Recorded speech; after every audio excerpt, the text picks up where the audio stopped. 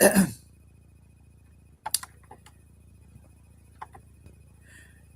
all, ciao a tutti, it's your boy M.K.S here, back with another video. Hope everyone's well wherever you are. I'm on Facebook and YouTube at the same time. Yesterday I talked about how I hope to encourage more youth development and look at ways to improve the youth development within Italian football or soccer or whatever you want to call it. And today I hope to talk about how to improve Italian soccer more generally. Although I guess, to be honest, a lot of that would be about youth development, encouraging the youth and trusting in the youth again, people playing football, soccer, or whatever you want to call it again, and that kind of thing. But I'm going to try not to. I do get wary about repeating myself. I'm going to try not to repeat myself too much, but it's taken me ages to get around to this. I'm almost 2 hours later than planned, or at least. In fact, I was hoping to wake up earlier today and have more energy and do some writing and things like that. It doesn't help that I sleep late, but that's my own fault, I guess, obviously. But I decided to sleep late as it was a Friday night, even though I'm unemployed, but I still like to sleep late on Fridays. But then I wonder why I struggle to get up. But anyway, as per usual, I've decided to do this in list form. But I thought I'd try and cover some different ideas for those into Italian, soccer calcio, as they call it in Italy. Due to my useful iterations, I'm saying soccer just because it's Saturday. I know I'm a bit silly, but I've got to motivate myself to. Sorry, nice life story about how to motivate myself to change my bedding finally and cut my nails and things like that. I thought because today's the 11th, I thought of like a changing number. It represents change to me for some reason, and second chances and things like that.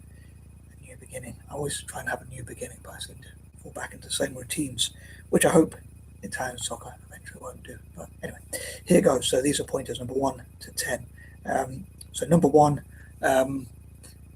I'd love to see a start in making changes and to try and remove, this is a difficult word for me, but bureaucracy, or however you pronounce it. So I was going to say I'm hoping to get around to finishing off parts 3 and 4 that I didn't finish last night, but Monopoly game that I played took a bit too long. But all being well, I'll finish parts 3 and 4 of the youth development thing tonight. But I hope Italian soccer can remove bureaucracy. How do you pronounce that word? Bureaucracy, or whatever. Bureaucracy, and try and make it easier to sort of invest in, sponsor, and that kind of thing, and work with, like, I love for Italian politicians, even rival politicians, to put their rivalry aside for the good of the nation when it comes to football, and make things better for club and country, as they say here in Britain, and to improve ease of access to invest in Italian football teams. So hopefully that will benefit the club teams as well as the national team, because I love to see Italian club teams do better. I was thinking, like, if you only count national, if you only count World Cups, Italy is a joint most successful in Europe and second in the world, only to Brazil, a joint with Germany. But if you count like like club team competitions, I suppose Spain or even England are probably ahead overall if you count both club team and countries as well, if you put them together. But I'd love for Italy to be top at club and country level. But yeah, I'd love for them to remove bureaucracy and just make it easier to invest in and sponsor and improve Italian soccer, and for Italians to work together, like, as I say, politicians, even rival politicians, councillors, businesses, and wider society, parents, teachers, schools, encouraging and others encouraging people to play soccer, making soccer stars into heroes, and footballers, including former and current footballers, to go into schools, which I talk about, like, and to do assemblies and coaching, talk about diets and things like that, do talks and assemblies, and people to aspire to become football and soccer stars and be given opportunities to improve Italian soccer. But also at club level as well, have more investment to buy players from overseas, which is a difficult balance to get right, giving younger players the opportunities.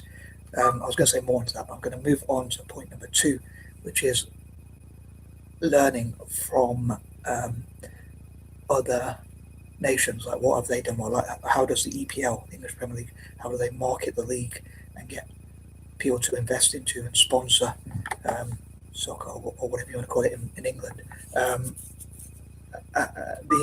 The English seem to be the best at marketing, especially when it comes to soccer, or whatever you want to call it. But how do they run things so they get investors and sponsors to invest and sponsor? And also even learning like some of the mistakes that they make. Like, to be honest, I think like with, for instance, Man City, with what's going on with the FFP rules, or actually it's not even FFP rules, it's rules within England itself, and also like what happened to LCFC, Leicester City Football Club, and others, where they got penalised. How can Italy maybe try to ensure that doesn't happen to the clubs in Italy? But looking at what La Liga and the EPL does well, I think they're the two main ones to learn from. La Liga and the EPL, they're the only two that are ahead of Italy in terms of winning trophies in Europe, which are the most wealthy clubs. The English Football League, the EPL, English Premier League, does really well at attracting investment, and La Liga does really well at developing the youth. So maybe Italian soccer could try and do a bit of both of those things, which are a difficult balance. I was worried about the video, as per usual, being too long. And there was a point I was going to raise in point number one, but I thought I'd move on. But yeah, look, what can Italian soccer learn from other leagues? The main ones being La Liga and the EPL, but even like the Portuguese league, for the size of their nation, how they do well, and also mistakes to avoid. Like, why is the French national team really good, but not the French club teams? But I would, as I was going to say, it's in point number one, and then I was going to say in point number two. But I think I'm going to move on and say in point number three. Third time lucky, as I say, three's a charm. But point number three, now if I can remember the point, I was going to mention, which is really annoying because I've just out of my mind. Oh yeah, the balance between like I would love for, I don't know, I'm wearing an Inter Milan cap, but as a supporter of Italian soccer more generally, symbolically, AC Milan, which was founded by an English guy from Nottingham, I believe, Herbert Kilpin, and he said that that's why they play in black and red, and it's the nickname is the Devils, and like he said, we'll play with a team of fear, and that kind of put fear into the opposition. I'd love for Milan to have a scary team that puts fear into the opposition, but Roma, I'd love to be the Giallorossi Galacticos. And I've mentioned that a few times, but I'd love for Roma to have like a dream team of the best players. I think Galacticos originally comes from the Chicago Bulls, I think, and then Real Madrid are called and then Real Madrid were called the Galacticos and still are. But I'd love for Roma to have the best possible players and like be known as the as being like the Galacticos, like the new Real Madrid. Roma to be the new Real Madrid. Iterations as well, obviously. But I know it's officially AS Roma and Real Madrid, but also the Giallorossi Galacticos, again going on iterations, a gladiator team or whatever, and having lots of different nicknames. But I'd love for Roma to have the best players in the world, like the best 11 to, I forget how many you're allowed in a squad, or whatever. I did try and Google it, but the point I was going to mention is that it's very difficult then to have the balance between having young players and older players with more experience, and how do those young players get given opportunities?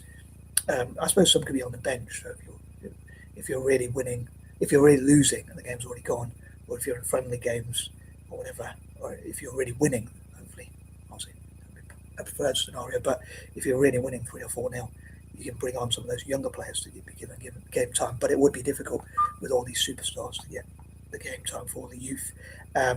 And so getting that balance right between buying the best overseas players, which I love for Milan and especially Roma to do, but also for AC Milan, I'm not wearing it into my cap, as a supporter of Italian soccer more generally.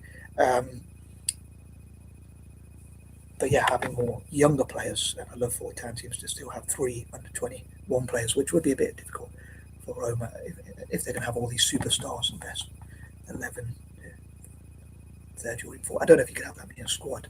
But yeah, how do you have the balance if they're going to buy so many players from overseas? But I'd love for Italy to also have many great players, and again have 3 under 21 players, so they go from progression of playing from the youth level to older level. So having a balance between more older and experienced players, including from overseas, and having more, especially Italian players and especially younger ones. But also that brings me to a third team which I think of, which is Juventus, and I'd love for Juventus. I think of it like an acronym, like Mr. J, Milan, Roma, and Juventus. Juventus to have great youth players as Juventus, because I think of Milan, it's supposed to be like a scary team putting fear to opposition. So going with their nickname, then Roma, I thought of like Real Madrid, the Giallorossi Galacticos, as their nickname is the Giallorossi, which means gold and red. And then, but yeah, go on alliterations, Giallorossi, and like gold companies to invest in Roma, and I love for Arabians, Africans, and Asians to invest in Roma. But I'll talk about that a bit later. But I love for Juventus to have so many great young players and give them opportunities. Now, I imagine many Juventus supporters will disagree with me on this one, but as a supporter of Italian football more generally, I know in the past Juventus won so many trophies, like Serie A titles and things like that. And actually, in the past, I wanted Juventus to win, as I wanted for all Italian teams to win. Like, obviously, not all of them can do it at the same time, but I wanted them to win Champions Leagues and have loads of investments. But I'd love for, if I was going to fundraise for and acquire investment for Juventus personally, I'd love to see that for youth development, and they could be more proud to be a feeder club for the national team. But I guess that would mean possibly that they would be a feeder club for AC Milan and for Roma as well. It's a controversial idea. But as I say, I'd love to see at least 3 under 21 players, so that develop the national team, but also for club and country to have the balance between older and more experienced players, but not too many of those. So it's a bit of a balance of the younger players, hopefully learning from those older players, putting an old head, an old head on young shoulders. And I'd love for sponsors to sponsor places and spaces for Italians to play and practice their soccer, spaces and places for soccer, whichever way you want to put it, as I often mentioned. Number 4, talking about investments as well. And again, it's difficult to get the balance right between having overseas players and local Italian, especially younger players. But another point I mentioned quite a lot is like discouraging investment from wars and weapons trade, that kind of thing. I know I said I try not to repeat myself too much, but I'd love for all possible Italian teams to be co-owned by companies that give the same letter or letters, like Inter Milan to be invested in, or to acquire investment from Invest Corp, which funny enough was founded this year, founded in the same year I was born in 1982. But yeah, I go on alliteration. I say so. Invest Corp to invest in Inter, and maybe international companies, and maybe the WHO, the World Health Organization, could work with Italian football, especially with Inter, and invest in helping them to have academies and that kind of thing. But yeah, it's a difficult balance to get players from overseas and at the same time have good local talent. But I'd love, as I say, for Italian teams to be invested in by all, to acquire investment, if you like, from all possible investors, organisations, companies, and whatnot. And even those that don't normally invest to be encouraged to invest in Italian soccer as well, Celtic. And in Italian soccer's case, I'd love for it to be ones that give the same letter or letters. Also to get all possible legal forms of sponsorship. Now with FIFA and UEFA, I guess the government can't really, there's certain rules that they have to follow. So I'd love for those involved in Italian soccer and improving it to work with FIFA and UEFA and saying asking them like, what can we do, what involvement can we have. So there's certain rules, I think, with investment. I'd love for Italian soccer teams to get, as well as Celtic, to get past that by promoting the image of the beautiful game, promoting peace through football, for instance, tackling corruption and things like that. It would be quite ironic if Juventus, which was involved in what's called the Calciopoli scandal, would be involved in like tackling corruption, turning their image around, changing the image of the beautiful game and of Italian soccer. So the game I love, and the football teams up for it as well. The soccer teams up for it. But sorry, there's a point I was going to mention I completely forgotten. But yeah, also you can't. A government apparently can't. I don't know the rules 100%, but the government or governments generally can't get involved in soccer teams in a certain way. But I'd love for, I'd say, the Italian government to work with the FIGC as much as they can legally, and also Italian politicians and councillors, and talk with FIFA and UEFA and say what could they do, and maybe even again legally change some of the rules with FIFA and UEFA to say if Italian soccer promotes peace and unity, building bridges, anti-war, and things like that, going hand in glove, and that kind of thing, and improves the image, therefore, of soccer and tackles corruption, could they acquire more investment? I think that'd be pretty cool, personally. So I'd love them to look into what legal rights they can get and what funding they can get legally, investment, sponsorship, and that kind of thing. I suppose I'm bonkers, but that's some of my dreams. So moving on, number 5, as I say, getting the balance right between giving younger people opportunities. I'll say I'd love to see at least 3. I'll say point number 3, but I'd love to see at least 3, but maybe as many as possible, like younger players, but getting the balance right. It's difficult because I'd love to see like Italian teams win Champions Leagues right now, but at the same time, if you trust in the youth and give them time, then I guess how do you give them time, but at the same time get the balance right? But I mean, Barcelona did it well, and other teams have done it quite well. So again, they can learn from like Ajax, Barcelona, and others, like what mistakes to avoid, what they do well, and things like that, and try to apply them, like copy and paste other ideas, like model the masters who've done well, and even learn from historical Italian teams that did well. And on that note, number 6, I'd love for Italian soccer to come together, say, like, and work with politicians, councillors, businesses, parents, teachers, schools, and the wider society to get people having opportunities to play soccer, which would develop the youth, as well as again, the balance right between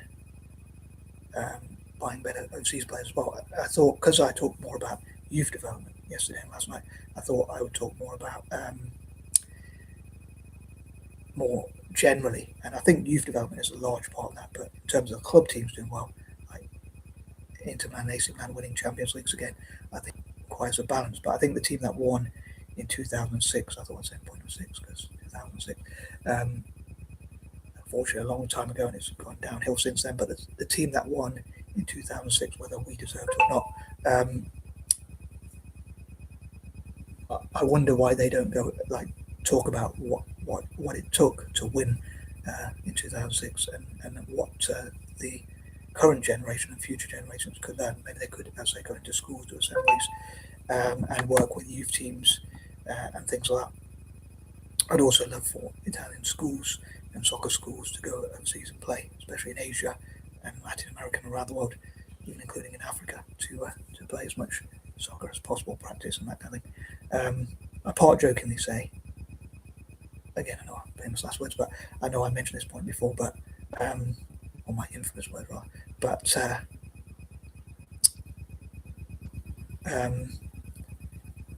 I partly jokingly say I would get rid of other sports to get people playing soccer more.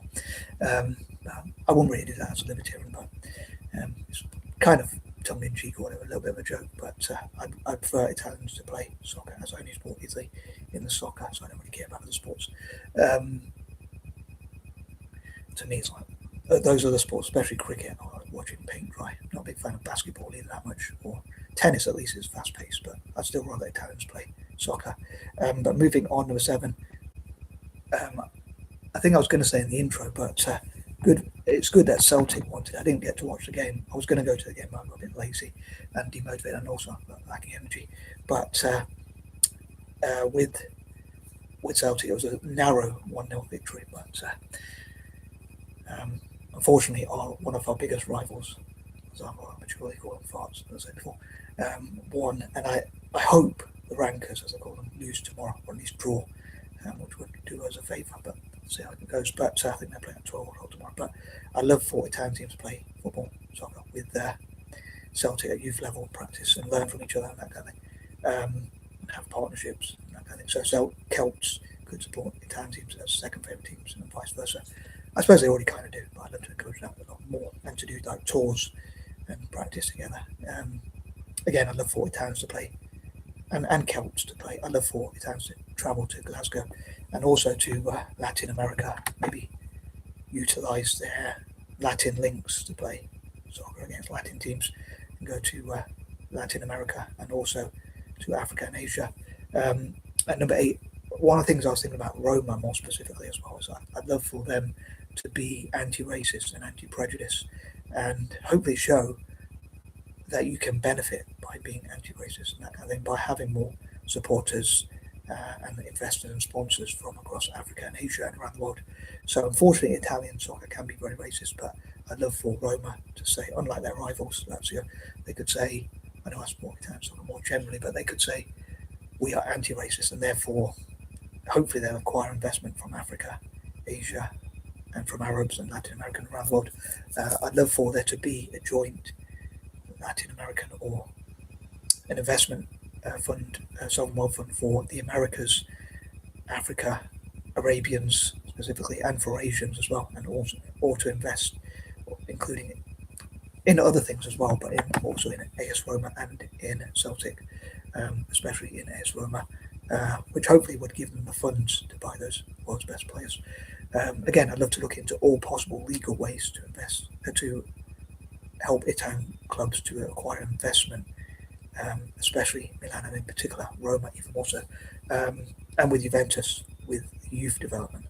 But yeah, hopefully Juventus, who play in black and white, can talk about anti-racism and that kind of thing, and therefore acquire a sponsorship which they could use to build youth academies. With rules in soccer, you can't own shares in more than one club, but I love for, as I say, so many investors to invest in Milan and especially in Inter and especially in Roma. But I'd also love for sponsors to sponsor soccer pitches for youth development in Juventus. So even if they don't own shares in the club because of the rules or whatever, they could still help the club to acquire, to have more youth academies, which, again, in my mad dream, I'd love to see Juventus becoming a feeder club for Milan and Roma, but especially the latter, but also for the national team, even more so, or just as much at least. And they could be proud to produce great players, to help the national team to produce great players. Number 9, I'd love for, as I say, for Italy to prioritise soccer as much as possible and look at all, as I say, all possible legal ways they could acquire investment and sponsorship, any sort of legal loopholes they could use. And I guess I talk about neurodiversity and even people with mental health problems, and I guess we could look at out of the box sort of ways to help them to look into new ways that they might not have thought of to acquire investment, and that kind of thing, and sponsorship money. And there's more I was going to say, but I think I'll round it up.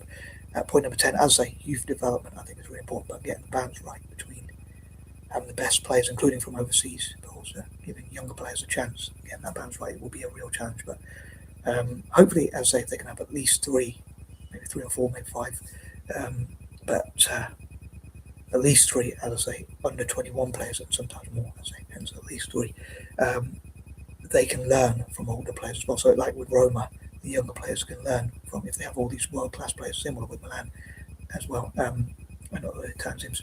And on that note, I'm out. Peace and love.